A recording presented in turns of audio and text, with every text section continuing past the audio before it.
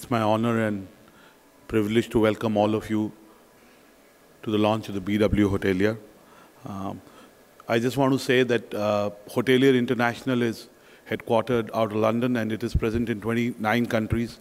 Today's Hotelier International edition, which will be called BW Hotelier, is the 30th edition of the magazine. And we don't see BW Hotelier as a magazine. It is once in 2 months, but really it is a platform to bring all the stakeholders of the hospitality industry together.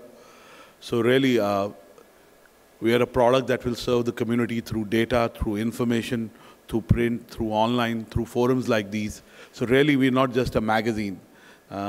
And the BW philosophy and the Hotelier International philosophy have some way converged. This is the first issue that will be launched today by the Honorable Secretary and the Honorable Minister.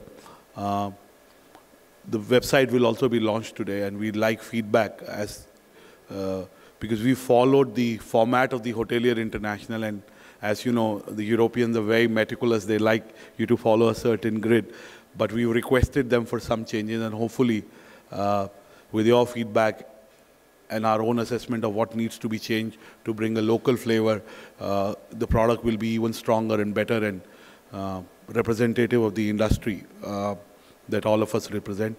I am not an expert on hospitality, on the hotel industry, so I won't talk to you about I think I'd like to listen to all of you to understand what's happening in this domain. I also want to say that in the last 14 odd months in BW, we have strengthened the brand, the business. We again treat BW not as just a magazine. A magazine is a large part of it today, but really our digital play, our event initiatives, and our communities business, which is catering to various communities. Like today we are here catering to the hospitality and the hotel industry, is really the way forward for us at Business World.